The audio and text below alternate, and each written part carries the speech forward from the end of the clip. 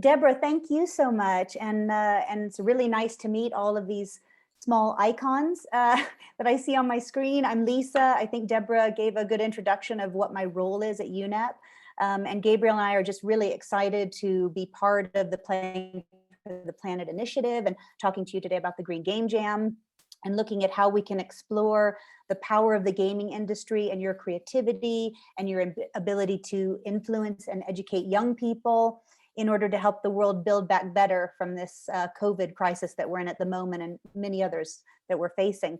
The challenge is massive and we really need your help. So we're thrilled with the opportunity today to be able to present some of our work to you and to see how we might work together. So I'm gonna turn off my video. I don't know, Gabriel, maybe we'll let Gabriel come on and say hi first, and then I will go off and share my screen and start the presentation. Thank you. Yeah, thanks, Lisa, and hi, good morning, good afternoon, good evening, everybody. Nice to meet you all. Thank you so much for the opportunity to be here. As mentioned, I work in the UNEP Marine and Coastal Ecosystems team, and I focus on projects related to the protection and restoration of coastal ecosystems, especially coral reefs, mangroves, and seagrass. So really looking forward to presenting this to you and answering any questions you may have, and hope that it's a really nice learning experience for everybody. Thank you.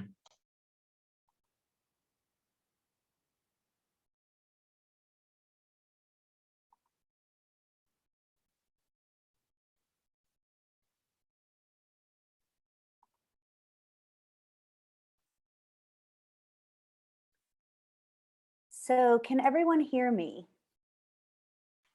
Yes. Yes. Okay, super. Okay, so thanks again for the opportunity, and I'll take it away from here.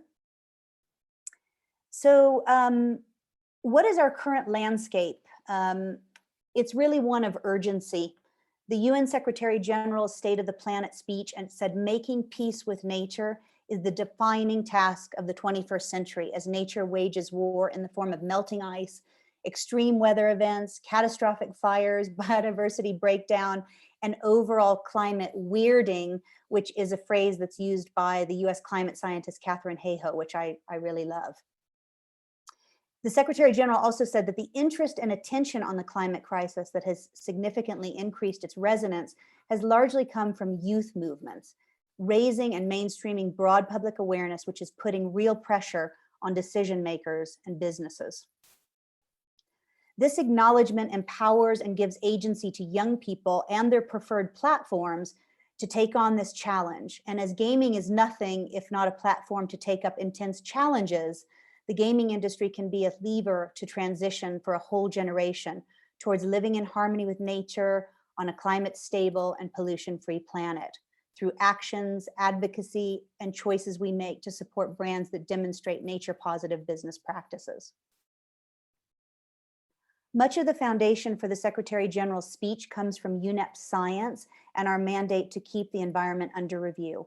As the voice for the environment within the UN system, UNEP sets the global vision for the environmental agenda and provides trusted science to inform policy. But beyond the critical science policy work we do to help the world achieve the Sustainable Development Goals, we critically need to get the word out, to build public discourse, feed media interest, and inspire people to act through an understanding of why we need a healthy ecological foundation to support our own human well-being. So why do we? I'll take this primarily through the lens of oceans for our discussion today, though of course it relates to the whole planetary system.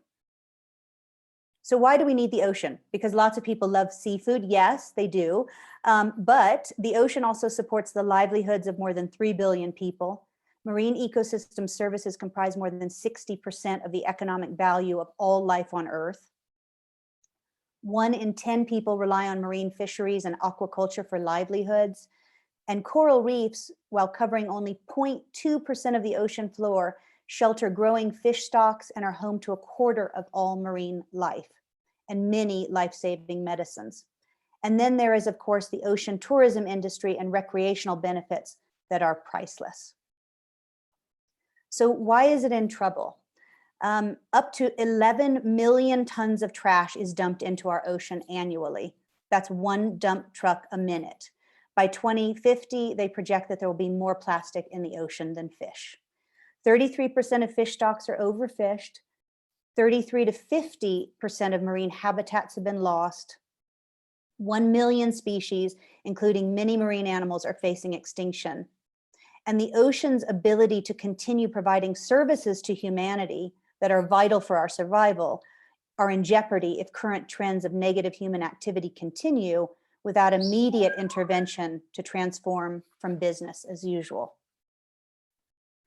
So I want to take a little deeper dive to show us what's at stake and what is really happening down there.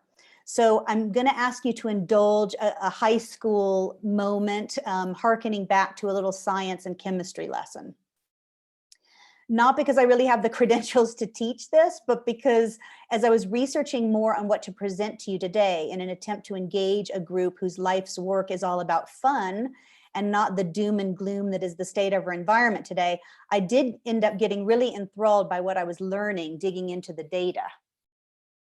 And I think it might even provide a little bit of inspiration for some cool content and storylines.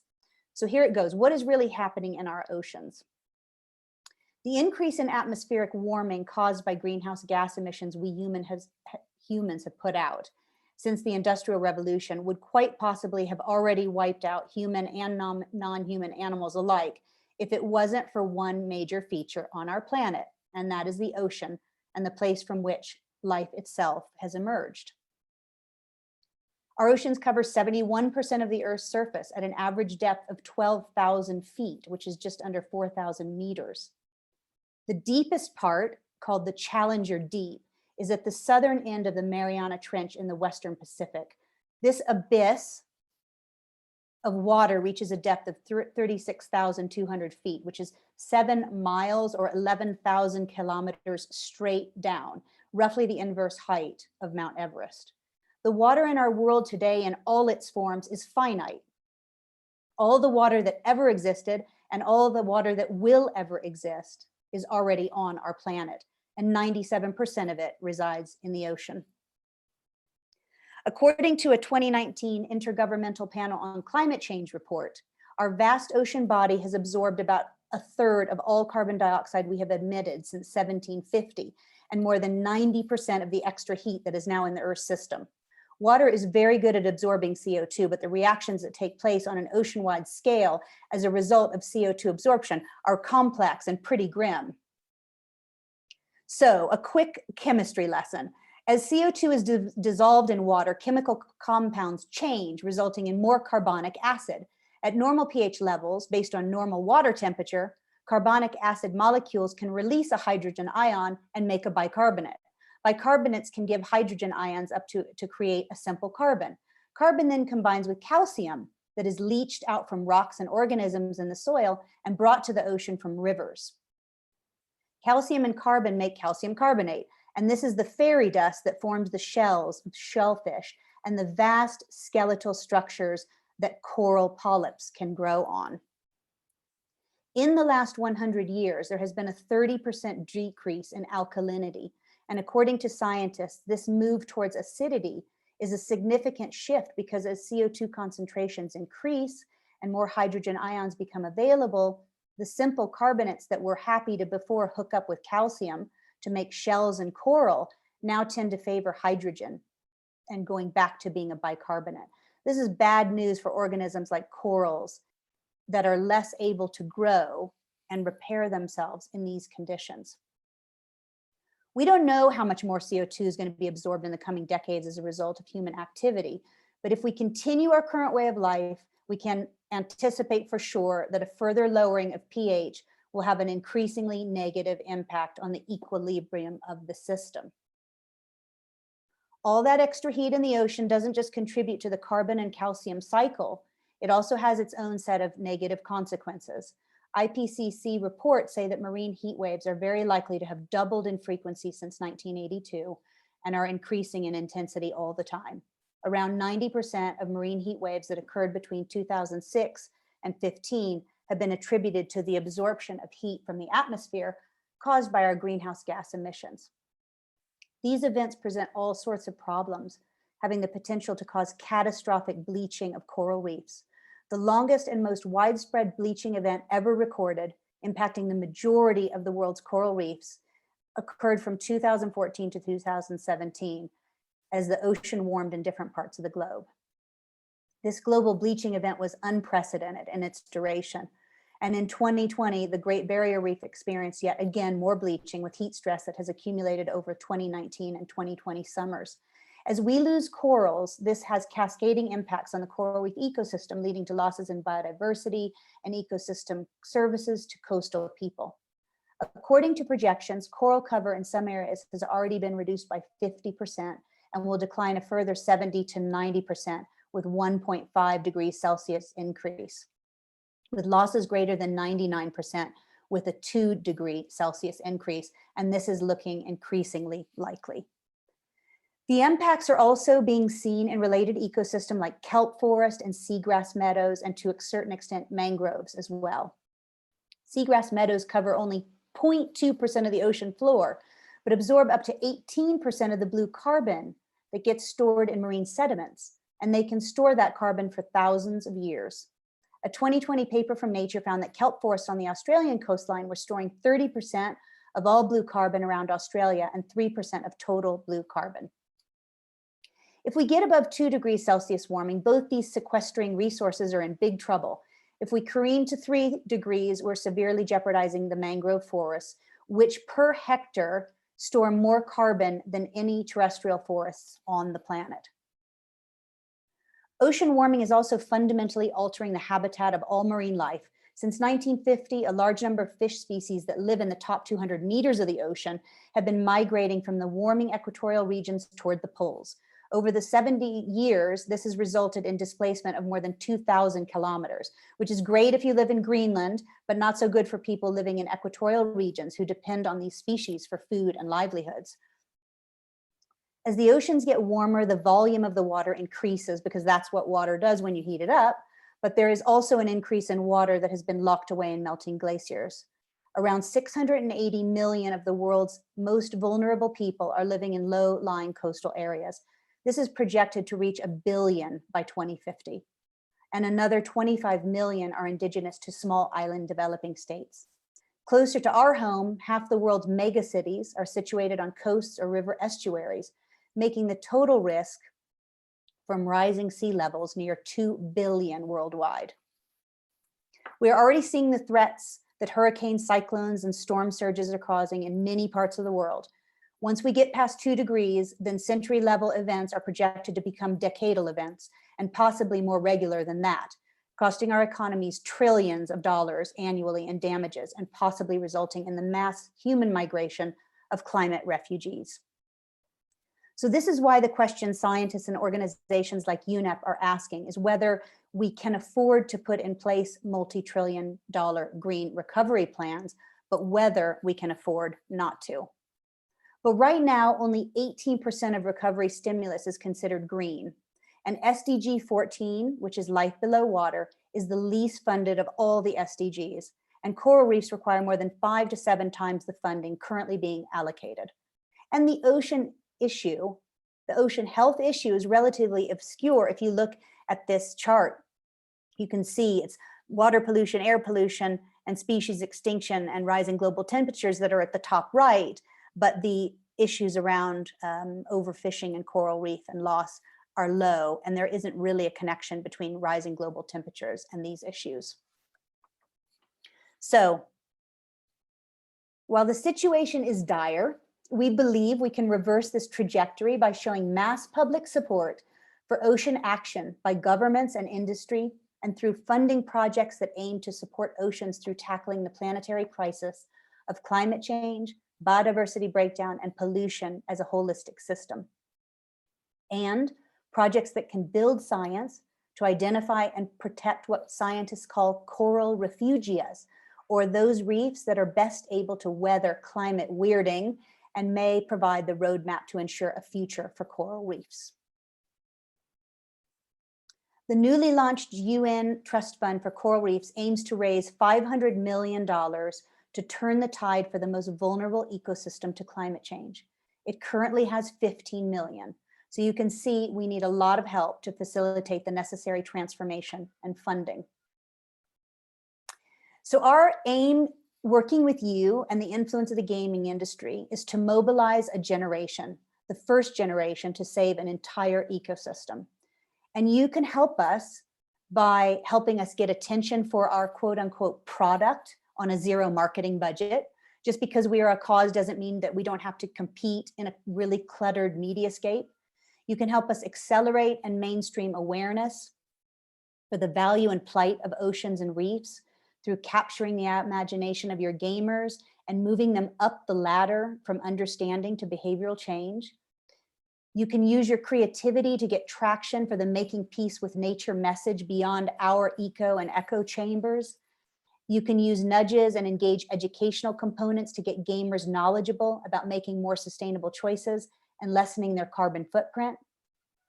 You can inspire a whole generation of competitive young leaders who have more interest in green jobs because of their interactions on environmental issues through gaming. And you can empower gamers to save vital ocean ecosystems through their individual actions, donations, and advocacy, and through joining UNEP's Glowing Gone Coral Reef campaign. So before I hand it over to Gabriel to tell you more about the projects and answer all the really hard questions that you have for an ocean expert, I want to leave you with a little flavor of the Glowing Gone campaign, which is powered by the Ocean Agency and Adobe, who are our key partners. And forgive it if there's a bit of a jump or it's sticky, but you can read the text even if you can't hear the audio.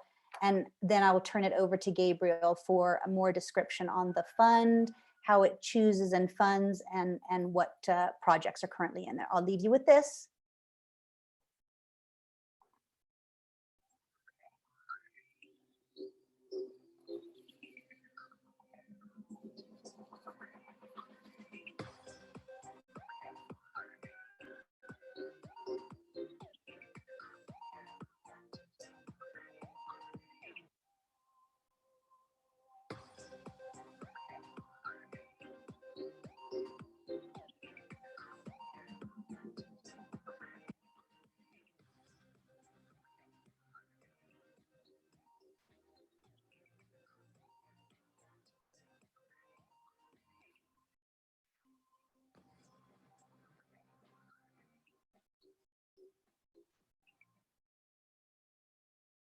Thanks, Gabriel. Over to you.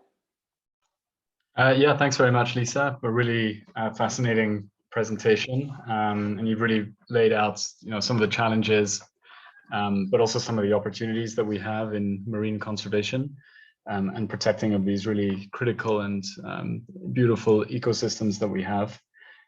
So I'll talk a little bit about the Global Fund for Coral Reefs, how we chose the countries to work in, and then some of the activities and initiatives that we'll be funding through the fund. So Lisa already mentioned that the fund is trying to raise $500 million over the next 10 years. It is managed by the UN Multi-Partner Trust Fund in New York and has several UN agencies, philanthropies, and governments on its executive board. So we have UNEP, UNDP, and then UNCDF as the UN agencies. And then the philanthropies are Vulcan and the Prince Albert II of Monaco Foundation. And the first donor country is Germany, that has now kind of joined the fund. But there are many other donor countries that are quite interested. And it's the fund is a blended vehicle, we call blended finance vehicle, which means that we have grant money where grants are given to support conservation projects. But then we also have private sector investment money. So we do have private sector partners who manage the kind of investments, looking for a return on investments, but for kind of coral-friendly, environment-friendly businesses. And the main partner there is BNP Paribas, the French bank.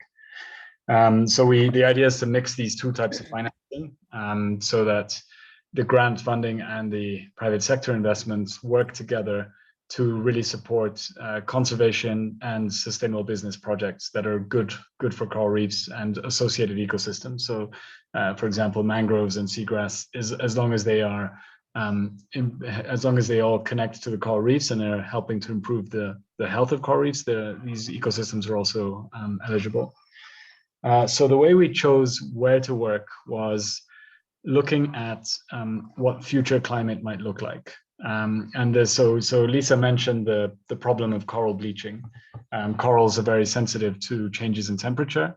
As the climate changes, as we have more greenhouse gases in the atmosphere, as heat is trapped, the oceans absorb a lot of that heat. And so the oceans are warming, and we've seen a result of that is coral bleaching, and we've seen coral bleaching events in kind of increasing in their frequency and in their intensity. Now, this doesn't mean that all parts of the ocean are warming at the same rate, and there are coral reefs that we've seen that have either not bleached or that have recovered quite quickly from bleaching. So these are resilient or resistant coral reef ecosystems. And these observations have led us to develop some models to try and understand what the future looks like for coral reefs in different parts of the world based on the best available climate data. So using IPCC, so it's Intergovernmental Panel on Climate Change, climate models, and then applying that to all coral reef regions in the world. And then working with different scientists who are using different models as well, we've identified certain reef areas in the world where we believe, or the data shows, that they might be less impacted by coral bleaching in the future.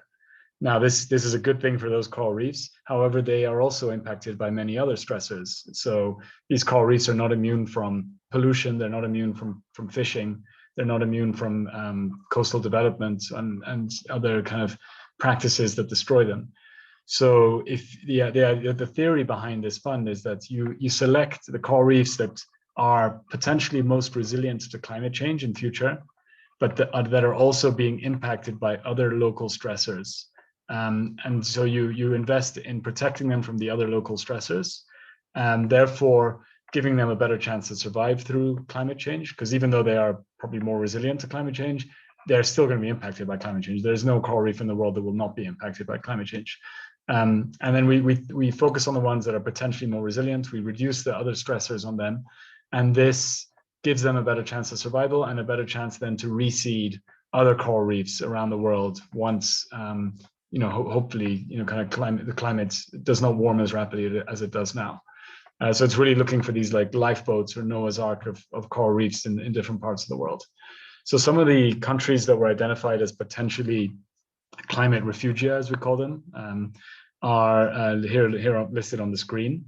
And it doesn't mean the whole country is a climate refuge. It just means that there's certain kind of coral reefs within the country are potentially refuges. So that's where we want to focus. And the countries that we are investing in the first round of investments are the Bahamas, Fiji, Indonesia, the Kenyan-Tanzanian transboundary area. So on the border between two countries, there's a coral reef that runs between them, Maldives, and the Philippines. And in these countries, what we're doing is looking for kind of conservation efforts or sustainable business practices that really support the resilience of the coral reefs. So I'll give you some examples of some of the work that we will be supporting. One is functional and sustainably managed and sustainably financed marine protected areas. So these are areas that are kind of protected against fishing, protected against pollution, against other practices, and are then maybe open to tourism, for example. So you have people diving and snorkeling in them with kind of best environmental practices. And the idea is to invest in these areas so that you make them sustainably, financially sustainable, so that the funding that comes in from be it tourism dollars or any other kind of business practices that are related to the MPA, to the marine protected area, is enough to keep it running by itself. So it pays for the protection, it pays for the park rangers, it pays for the buoys or the demarcation kind of points that are necessary so that people know where the marine protected area is. It pays for the boats and for the fuel that are necessary to patrol it. It pays for kind of outreach to local communities so that they get the best possible benefits for marine protected areas. that's one kind of key strategy. Another one is what we call locally managed marine areas that are very similar to marine protected areas, except that they are managed by local communities directly instead of by government. So local communities, local fishing communities can develop their own area that they want to kind of protect, because they recognize that if they protect a certain stretch of the reef, it's actually good for the productivity of the fish in other parts of the reef, so it's good for their business. And they do it from a bottom-up approach where as a community they decide where what kind of areas they want to protect. And then of course they do that working with government, but it's more driven by local community. Another approach that we're supporting is waste management, reducing pollution reducing pollution going onto the reef, reducing kind of nutrients, like be it wastewater, be it sewage, be it plastics, be it industrial runoff, whatever it is, from entering the ocean, and therefore from reducing from degrading the reef. So investing in businesses that are actually looking at recycling or sewage treatment or whatever that make financial sense, but are also very positive for the reef. And another approach that is being explored is what we call blue carbon. So that is the protection and restoration of mangroves or seagrasses for carbon credits. So these ecosystems are obviously quite carbon rich. If you protect them, if you restore them, you can measure the carbon that you're actually trapping from the atmosphere. And then every ton of carbon you can sell on the carbon market, and people are willing to pay for these offsets in order to kind of offset their own carbon footprint. It could be people, it could be institutions, it can be governments, it can be private kind of companies that want to offset their carbon. So these projects are becoming quite popular. We've already seen a few successes for mangrove carbon projects in different parts of the world. And the idea is that if you protect the mangrove, that has positive benefits to an adjacent coral reef. There's very strong connectivity between mangroves and coral reefs. There's a lot of fish that begin their life in mangroves and then move to the coral reefs as they get bigger. The mangroves are important for filtering the water, so it's of higher quality when it gets to the coral reef. Mangroves also trap sediment, so if there's sediments that run off from land, they can be trapped in the mangrove before they get to the reef and cause damage. So kind of protecting the mangroves, protecting the seagrass, and selling carbon credits that are then used for kind of social development and livelihoods projects is another approach that we're exploring under this fund. So I think I'll stop there. That just gives you a flavor of some of the projects that we're supporting. Thank you.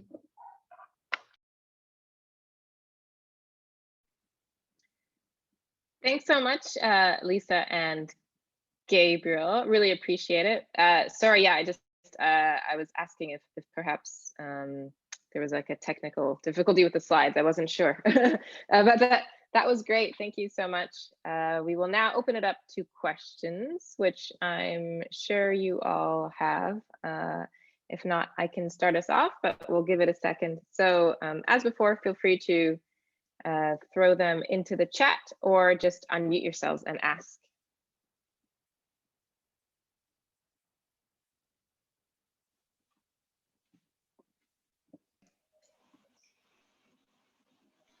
Can I ask a question briefly? Then Georg, maybe just Gabriel and Lisa, that's great. Thank you for the presentation. Just for clarification, I think it'd be useful to know for mangrove restoration, given that they are like the king of the trees in terms of their carbon kind of sucking power, would the project lead to carbon mangrove restoration through the things that you're recommending?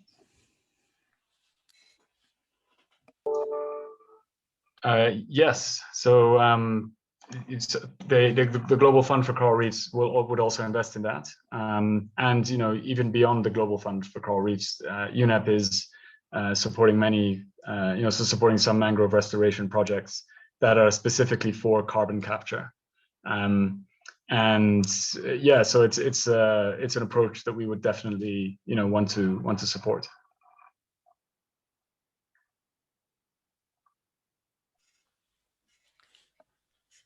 I would have a question. What are, from your point of view, the most successful projects so far? And do you have a list of all these projects which are supported by the Global Fund? Yeah, I can answer that. So we're right at the beginning of the fund. The fund was launched in September 2020. And we just got the first round of investment/donations at the beginning of this year. And we had our first executive board meeting last month, and the decisions were made for which projects to invest in. So it's still a bit early to say which are the most successful, because we don't have the results yet. I mean, we're right at the beginning. Of course, these projects are building on activities that have been ongoing in these countries for many years, with organizations that have been based there for many years. And we selected we also selected the organization, the partners that we'll be working with, based on their track record of success, based on the fact that they have delivered really positive conservation outcomes in the past, and we believe that they can continue to do that in the future. So, for example, the Nature Conservancy is one of the partners we'll be working with. WWF is another one. There's one called the Blue Conservation Finance, which is an NGO that works on sustainable finance for marine protected areas. So WCS is another, the Wildlife Conservation Society. So these are organizations that we have, very strong faith that they'll continue to provide strong results. But when it comes to the Global Fund, we can't yet say which are the most successful, just because we're right at the beginning.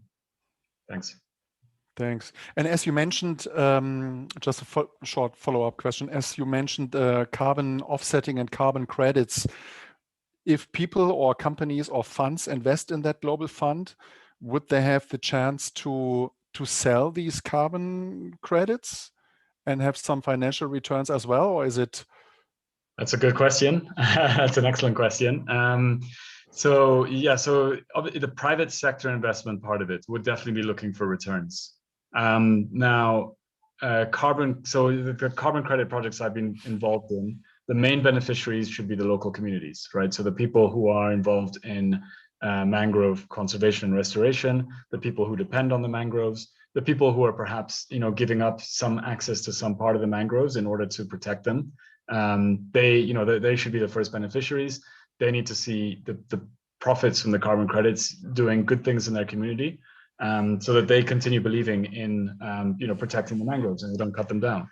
Of course, when a private sector partner comes in and says, we want to help you develop this carbon project, if they're looking for a profit, of course they won't do it for free. So they'll have to come into an agreement with local communities on profit sharing of carbon credits, etc. I can't give you exact details on how that would work. The projects I've been involved in have been purely donations to communities, so they can set up the projects and they reap the benefit. When the private sector comes in, it's a little bit different because they'll also expect some. So it's going to be a negotiation on that front. Thanks. Thank you. I have a question based on what you just said. If we look at like individuals or companies providing donations or financial support, is there any like minimum amount that we should think of in terms of it being worthwhile for both parties to help out? Yeah, another excellent question. I think one that we really need to think through.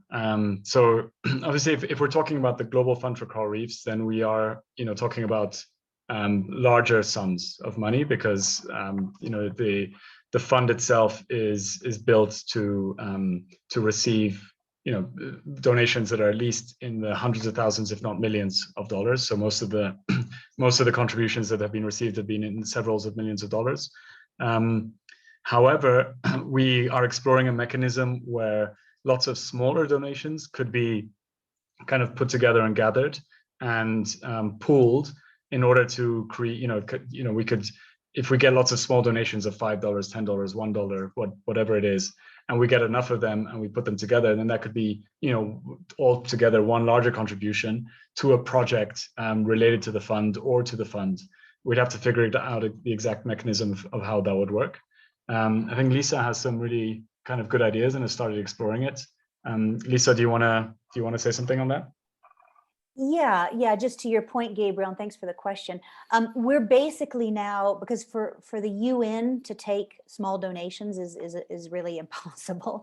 I think part of the what we were hoping with bringing money into the fund and having it be a well-trusted UN multi-partner trust fund is the idea of trying to leverage matching fund scheme. So if, for example, the gamers contributed a couple of $100,000, we would then look to private sector to say, can you match this? And then all of that would go into the fund, because that's the hope. Obviously, with smaller projects, we can put money directly into these on the ground projects as well, but you often then won't attract that level of, that really high level of funding to it. So that's the hope with really galvanizing around the fund itself, which has that whole kind of due diligence process and the vetting of these projects. So there's a high level of donor confidence there. But what we're looking at now is having some sort of intermediary fiduciary that would function either like a UN foundation or an ocean agency, which is a 501(c)(3), so that contributions could be made. So what would happen is, for example, we would have a link to a landing page, and then players or whoever wanted to donate would then follow that link, and once they landed on that page, they would have options. So it could say, are you most interested in giving to X, Y, or Z? So then we could actually have a two-pronged approach. One would be where funding would go directly into a couple of specific projects, or if the funding was enough, it would then go into the fund. And that's one of the things that we're exploring right now to see if we can figure out a modality around that. Thanks. That's actually super interesting, and especially the part that you mentioned around matching, because the company I work for is WUGA. We are currently figuring out if we can do some kind of fundraiser around Earth Day and connect it to the Green Game Jam and offer, let's say, ask our players to donate to a certain cause, and then figure out if WUGA can actually match that amount. So I think that's super interesting. And I don't know if since you mentioned you're just in the research stage of this as well, I don't know if there's any more information we could have access through the Green Game Jam to figure this out for, I guess, next month. Very short notice, but that very short. Super helpful. Very short. So I've got calls I'm trying to set up calls right now with both UN Foundation, with the Ocean Agency, and also then with the fund, in order to kind of fast track how this might be done. So yes, it is. We don't have a lot of time, but we're gonna do as much as we can in the next few days to figure something out, and then we'll come back and we can share that perhaps with Deborah, any of our learning, and then share it with the rest of the team. Yeah, perfect. Thank you. That sounds great, though, to do the matching, because the thing is that, I said to Deborah when we first started talking about this, it's like, it's one thing to use our gaming to get people and individuals motivated to contribute, but it seems also that a lot of these companies should kind of be, putting their own firepower to it, because they have the fund, pretty significant funds. When I laugh when I think about, that the fund, the Global Coral Reef Fund is trying to raise 500 million, which to us is like monumental, but to some of these platforms is kind of a day's work. So I think that's the objective, is really to bring a lot more serious funding into the situation. Thanks. Thank you. Could I just jump in and add to that? Lisa, Gabriel, I'm just following up on Lisa Pack's point. There's definitely an appetite from gamers to contribute. When we did the Green Game Jam last year, our company did a fundraiser for wolves in the States, Wolf Conservation Trust. And a lot of people contributed, and it was fairly straightforward. I think what you've just discussed there, to provide kind of a gateway and options, people would buy into it. Just wanted to add that. Thanks for that support. Anyone else for questions? And yeah, like Lisa said, well, both Lisas, we're trying to make it as easy and frictionless for players to be able to engage in this. So having one central place that we can direct players to make a donation, and then splitting it out from there towards the different initiatives, and also looking to potentially roll in the forest initiative into that. So there's just one place that we have to send players, and then we can work out the specifics of how the funds will be allocated without bogging them down with that idea, which is good. So yeah, hopefully have an answer on that, like Lisa said, in the next few days.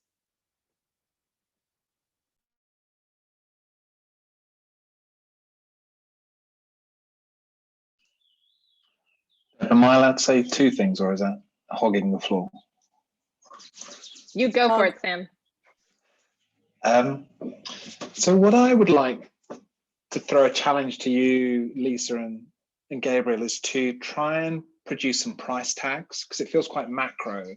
But if you could say 100 mangroves to be installed here would be this, or to sponsor an entire reef and help, say, 5 people of the community to look after it, to get X, Y, and Z to happen, would be really helpful, because then it takes this really big vision about the challenge we face into a more micro space.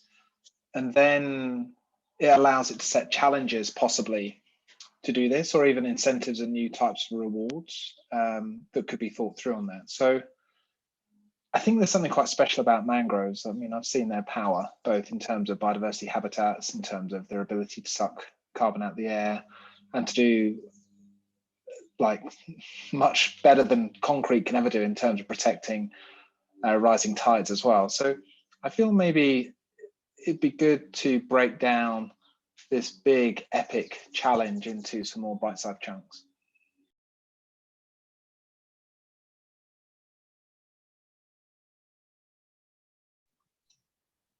Sounds good. Any more questions on the participant side?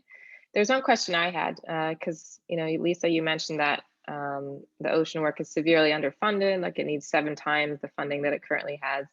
What do you think the reason for that is? Like, are people just not connecting with the value of oceans? Is it like, where does that disconnect come from between the lack of funding and the need?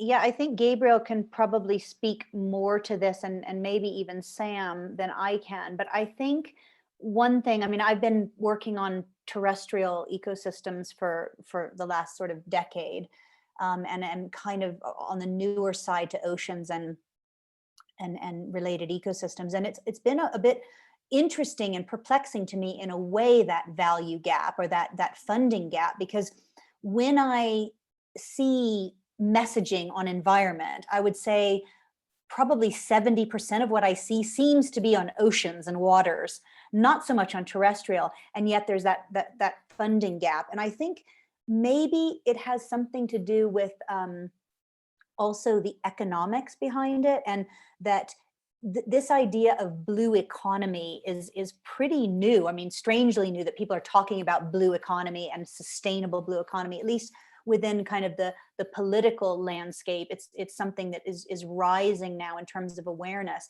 But I think that perhaps these issues haven't been bankable.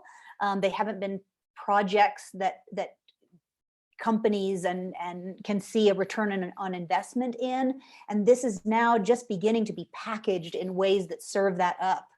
But a lot of these things are public good, right? So it's corals and all of these are very often the public good, but they don't necessarily have a return on investment that's easy to garner. So I don't know. I mean, that's just my personal reflection, being sort of a novice in the space. But I know Gabriel will have, having worked on these issues for many years, have more on that.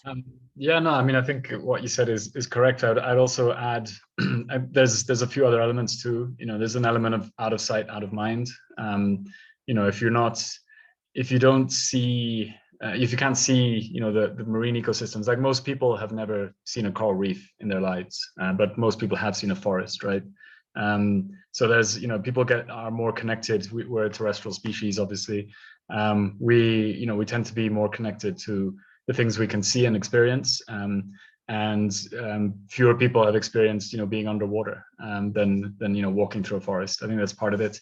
There are more difficulties working in the ocean in terms of cost and technology. You're really in the elements. With currents, with salt, with storms, with waves. There's everything. All the costs go up as soon as you start trying to work underwater. I think that might have something to do with it as well. A lot of it, the ocean is unexplored. We have a better map of the moon, I'd say, than of the deep sea. So there's a lot that we just don't know about the deep ocean. And then on top of that, a lot of the ocean is outside of national jurisdictions. So countries have their territorial waters, they have their exclusive economic zones.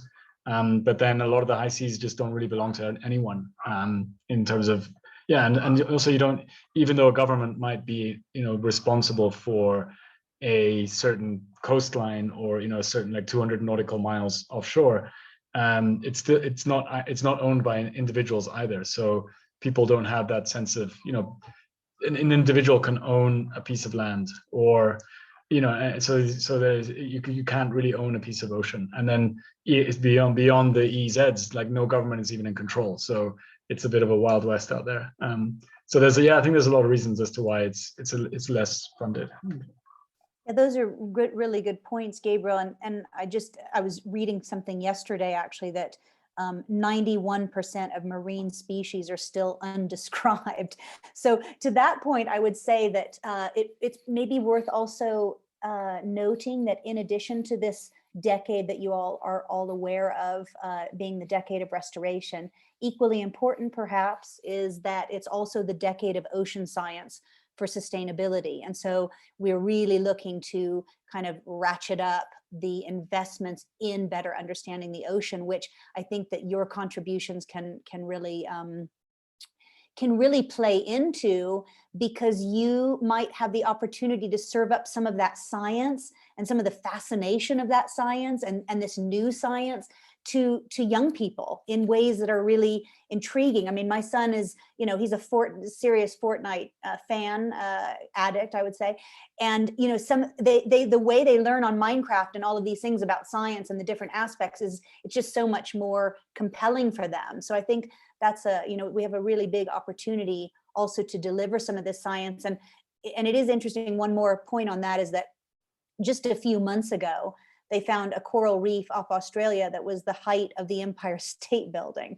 And to think that a coral reef that close to the shores still remains undiscovered, it's a really, I think it's a really compelling story about how little we know.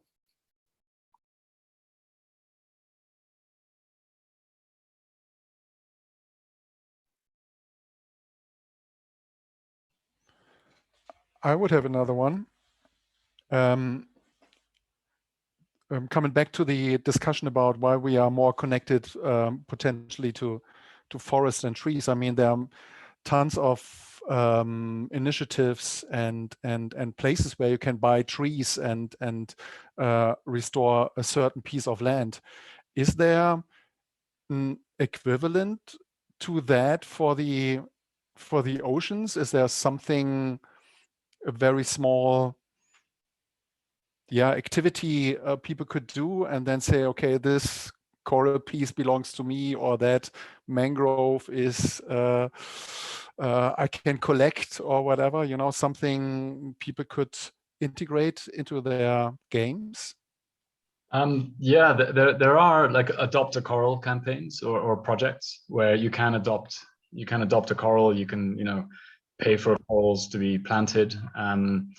We'd have to look at how effective they are. It's coral restoration is a little bit complicated, and it's not as easy to do as forest restoration, and even forest is not that easy. But there are these opportunities for like connecting individuals to a coral or to a mangrove. There's also lots of mangrove planting programs where you can pay, you can donate for mangrove planting. So yes, the short answer is yes, but we'd have to look, at the details. Can I mention one thing? Sorry, without knowing really what I'm talking about. I remember sort of 5 years ago, I think, the WWF had a campaign where you could buy a square meter of a coral reef. I want to say north of Australia. I can't remember the specifics, I'm sorry. But there was a website. And if you donated, I think 15 or 25 Australian dollars, you could then use an interactive map to put a peg on the part of the coral reef where you were sort of hypothetically donating to. And the map showed all these pegs with people's avatars and names and how much they had bought. It was very nice. Yeah, that sounds great. I'm not aware of that specific one, but it sounds great. I mean, that's really, yeah, it's a nice way of doing it and connecting people. Yeah, it sounds great. And also, we're working together with Vulcan, which is the Paul G. Allen Foundation. And they have recently developed an absolutely beautiful mapping of shallow coral reefs. And their objective is to have all shallow coral reefs mapped by this summer.